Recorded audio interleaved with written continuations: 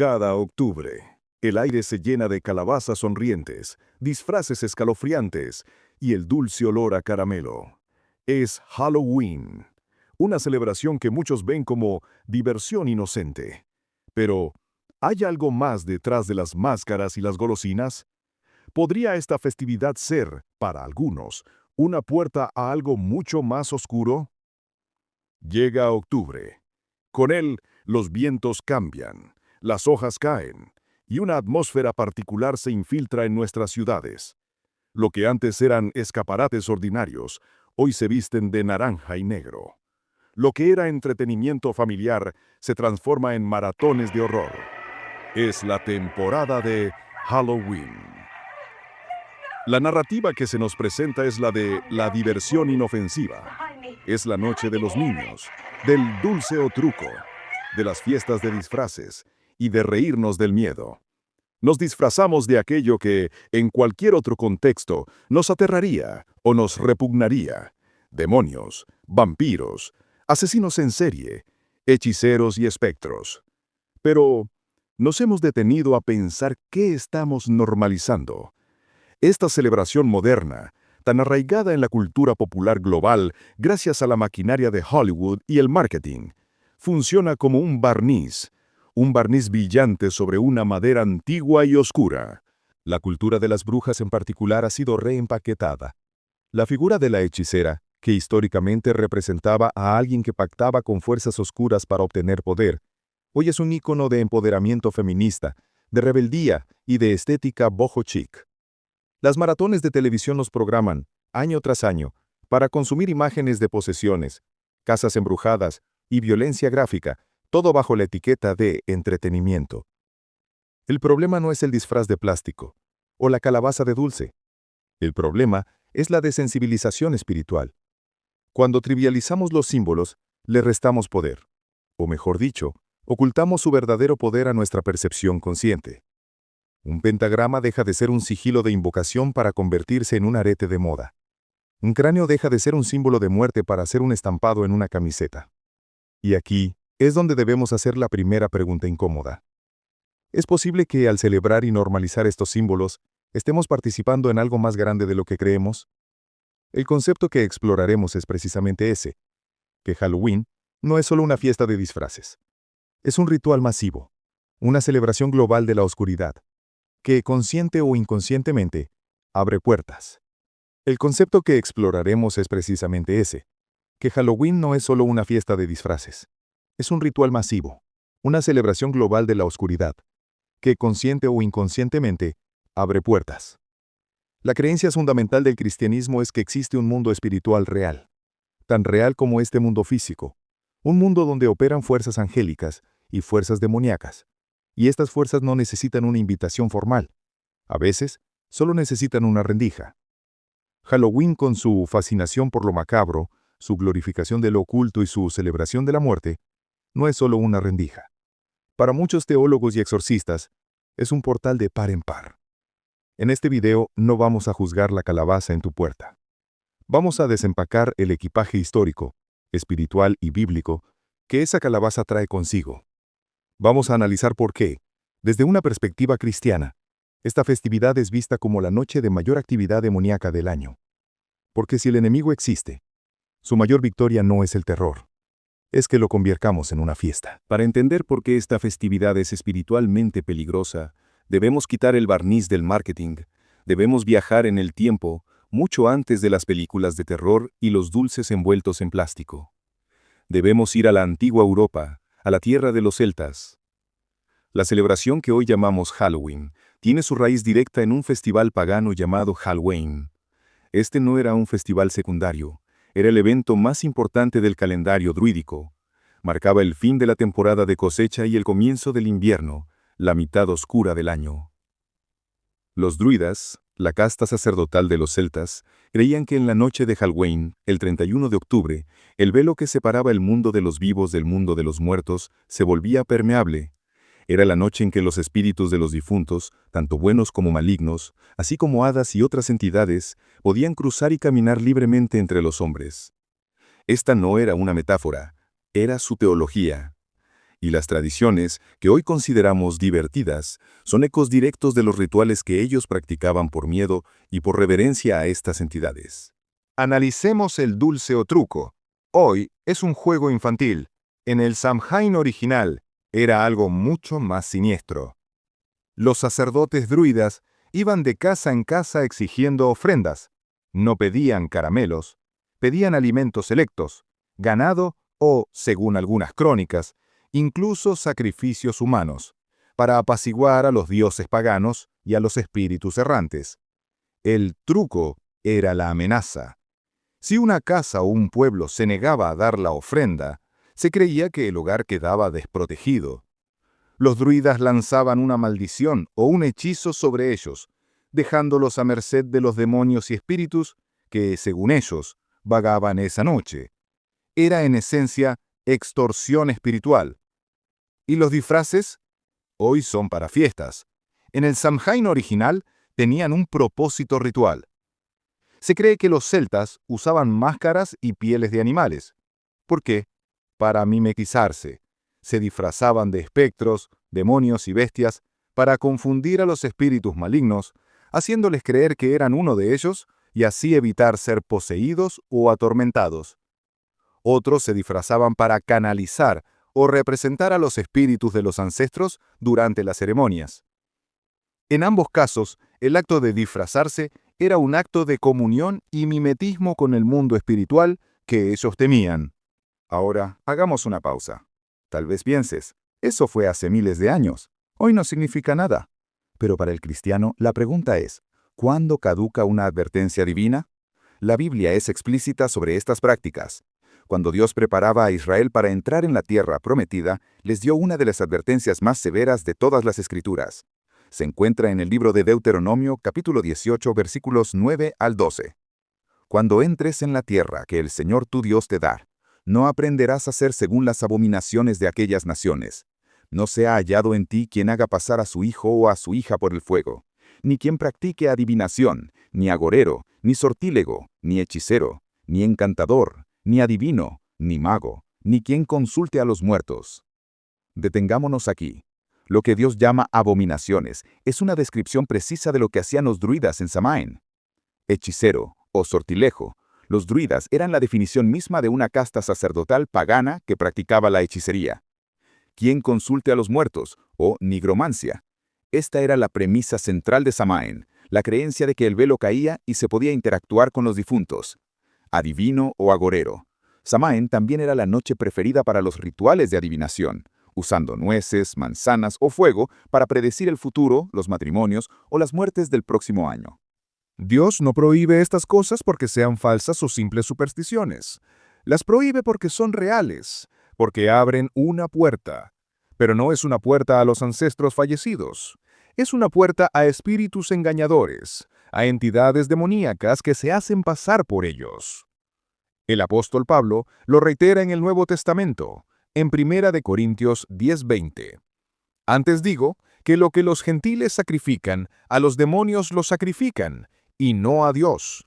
Y no quiero que vosotros os hagáis partícipes con los demonios.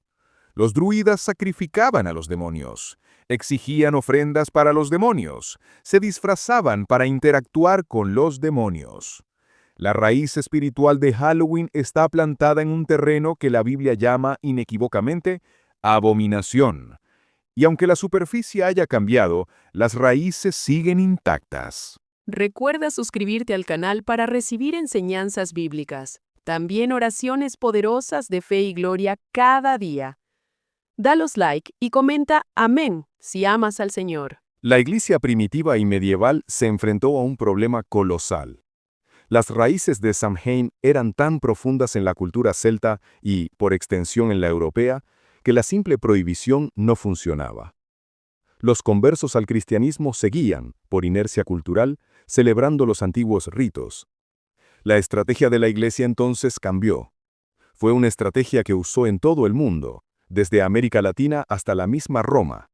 La estrategia de la inculturación, o más directamente, el sincretismo. El razonamiento era este: si no puedes vencerlos, absórbelos, bautiza sus templos, santifica sus fechas. En el siglo VIII, el Papa Gregorio III trasladó la fiesta de Todos los Santos, que antes se celebraba en mayo, al 1 de noviembre. Un siglo después, el Papa Gregorio IV la extendió a toda la Iglesia.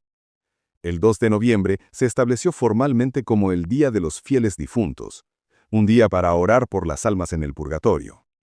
La intención era clara: ofrecer un reemplazo cristiano directo para Samhain. En lugar de temer a los espíritus malignos, el 31 de octubre celebraríamos a los santos glorificados el 1 de noviembre.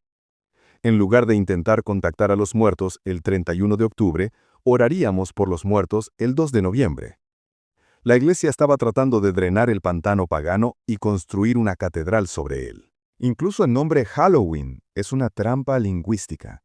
Proviene del inglés antiguo All Hallows Eve, que significa la víspera de todos los santos. El nombre mismo es cristiano, pero aquí es donde radica el error teológico fatal. Aquí es donde se construye el caballo de Troya. No se puede bautizar un ritual demoníaco.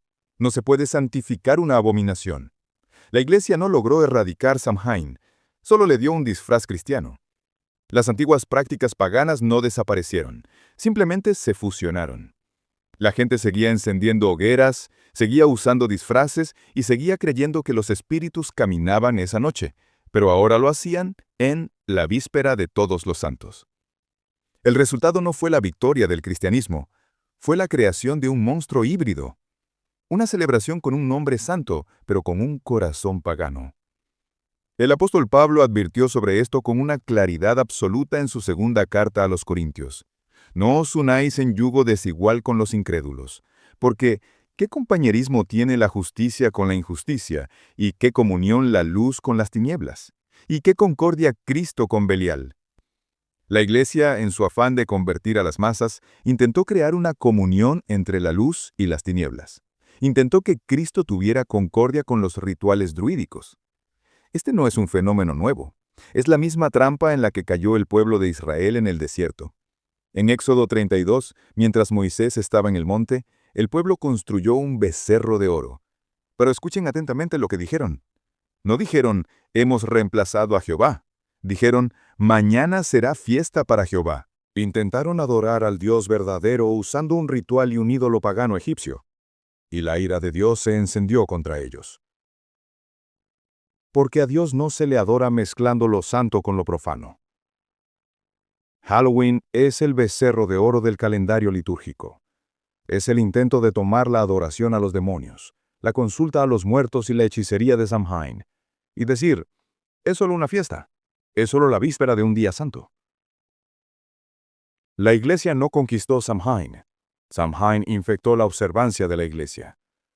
Creó una puerta trasera cultural, un caballo de Troya que permitió que las prácticas ocultistas, ahora blanqueadas y normalizadas, se infiltraran en el corazón mismo de la cristiandad. Y las consecuencias de esa infiltración las vivimos hoy. Regresemos al presente. El caballo de Troya del que hablamos en el capítulo anterior ha descargado su contenido.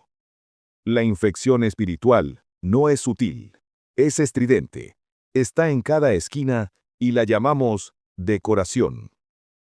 Hemos sido programados para ver estos símbolos como inofensivos, pero en el reino espiritual no existe tal cosa como un símbolo neutral. Cada imagen representa un principio, una verdad o una mentira. Analicemos los íconos principales de esta festividad, no como decoradores, sino como teólogos. El ícono central, la calabaza tallada, la Jack-o'-lantern. Su origen yace en una leyenda irlandesa sobre un hombre llamado Stingy Jack, Jack el tacaño. La leyenda cuenta que Jack era un borracho y un embustero que logró engañar al diablo, no una, sino 2 veces, haciéndole prometer que nunca reclamaría su alma. Cuando Jack murió, su vida de pecado le impidió entrar al cielo, pero el diablo, atado por su promesa, tampoco pudo llevarlo al infierno. Jack fue condenado a vagar por la tierra en la oscuridad eternamente. El diablo, burlándose, le arrojó un carbón encendido del infierno, que Jack puso dentro de un nabo, luego reemplazado por la calabaza en América, para iluminar su camino. Examinemos esta historia. ¿Qué nos enseña? Trivializa al diablo. Lo retrata como una entidad estúpida, que puede ser engañada por un simple mortal astuto. Crea una teología falsa. Inventa un limbo para los no salvos, una idea ajena a la Biblia. Glorifica al pecador. Jack se convierte en el protagonista, el símbolo de la festividad. Pero su función ritual es peor. Los antiguos celtas e irlandeses tallaban rostros demoníacos en nabos y papas y los colocaban en sus ventanas. ¿Para qué? Para ahuyentar a los espíritus malignos, representando uno de ellos. Hoy, al poner esa calabaza iluminada en nuestro porche, ese rostro grotesco y demoníaco, estamos, simbólicamente, encendiendo un faro. No es una defensa, es una invitación. Es colocar un ídolo en la puerta de entrada de nuestro hogar, una representación de un alma condenada o de un demonio, dándole la bienvenida en la noche que ellos celebran. Luego vienen los fantasmas, los espectros, los esqueletos. La cultura pop los ha hecho lindos, como Casper, o terroríficos, como en las películas de horror.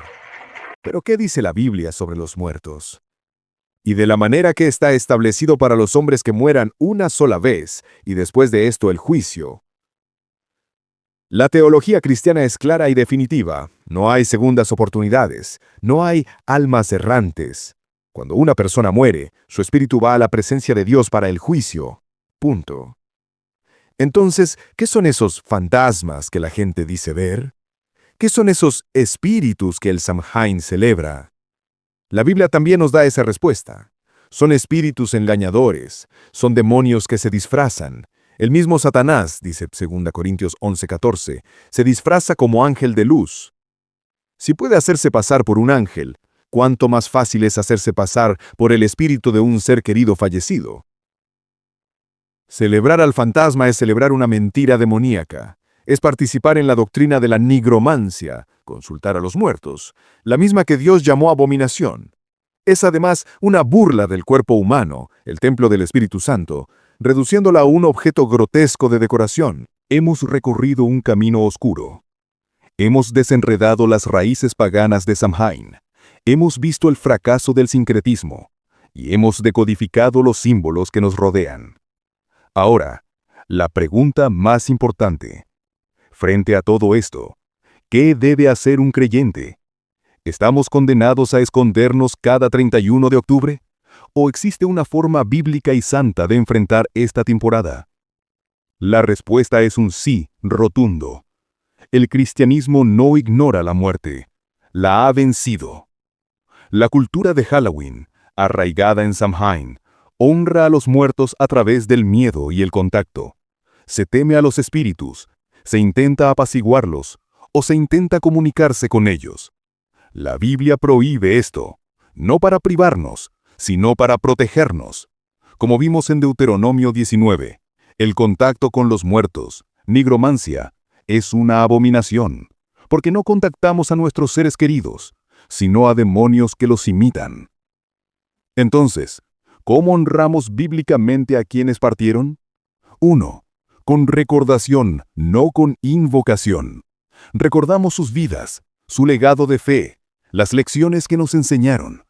El libro de Proverbios dice, la memoria del justo es bendita. Recordamos su bendición, no intentamos invocar su presencia. 2. Con esperanza, no con pavor. Nuestra perspectiva de la muerte es radicalmente opuesta a la del paganismo. No vemos la muerte como un final oscuro o un vagar espectral. Vemos la muerte a través de la promesa de la resurrección.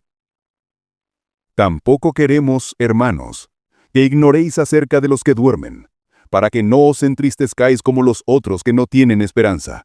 Porque si creemos que Jesús murió y resucitó, así también traerá Dios con Jesús a los que durmieron en él. Honramos a nuestros muertos viviendo en esa esperanza. Nos entristecemos, sí, pero no como quienes no tienen esperanza. 3. Imitando su fe, no sus sombras. El libro de Hebreos, capítulo 13, nos instruye, acordaos de vuestros pastores, considerad cuál haya sido el resultado de su conducta, e imitad su fe. Honramos a los gigantes de la fe que vinieron antes que nosotros, no disfrazándonos de sus sombras, sino imitando su fe. Y esto nos lleva de vuelta a la intención original de la Iglesia, aquella que fue eclipsada por el caballo de Troya de Halloween. La Iglesia sí tiene una celebración para esta temporada. El 1 de noviembre, el Día de Todos los Santos. Este es el día en que celebramos la victoria. Celebramos a la nube de testigos mencionada en Hebreos 12. Todos aquellos que murieron en la fe, los apóstoles, los mártires, los reformadores, los santos conocidos y los millones desconocidos, incluyendo, creemos, a nuestros propios seres queridos que murieron en Cristo. No están vagando por la tierra, están en la gloria, en la presencia de Dios. Es una fiesta de triunfo. El 2 de noviembre, el Día de los Fieles Difuntos. Este es un día de oración solemne y recuerdo. La Iglesia Católica, en particular, enfatiza la oración por las almas de los fieles que partieron, ofreciendo misas y sufragios por su purificación y descanso eterno. Comparen esto. Halloween ofrece disfraces de demonios. La Iglesia ofrece la celebración de los santos. Halloween se basa en el miedo y la oscuridad. La Iglesia se basa en la fe y la luz eterna. Aquí es donde se traza la línea. La pregunta inicial fue, ¿es Halloween una puerta de entrada para demonios? La respuesta, desde una perspectiva bíblica, es inequívoca. Sí.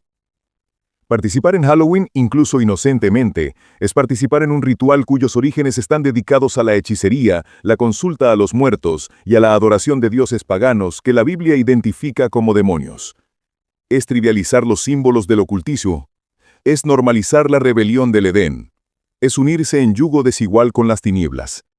Es enseñar a nuestros hijos a jugar con las mismas cosas que llevaron a la condenación a las naciones de Canaán. Porque en otro tiempo erais tinieblas, mas ahora sois luz en el Señor.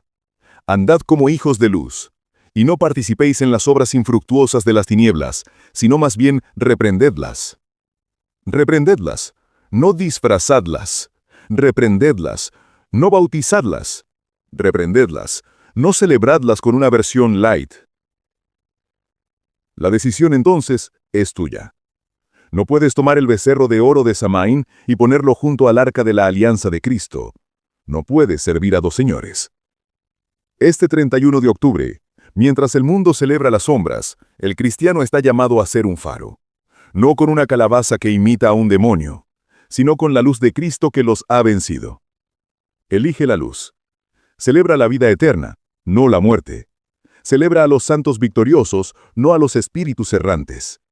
Cierra la puerta a la oscuridad y celebra al único que venció la tumba. Recuerda suscribirte al canal para recibir enseñanzas bíblicas. También oraciones poderosas de fe y gloria cada día. Dalos like y comenta amén si amas al Señor.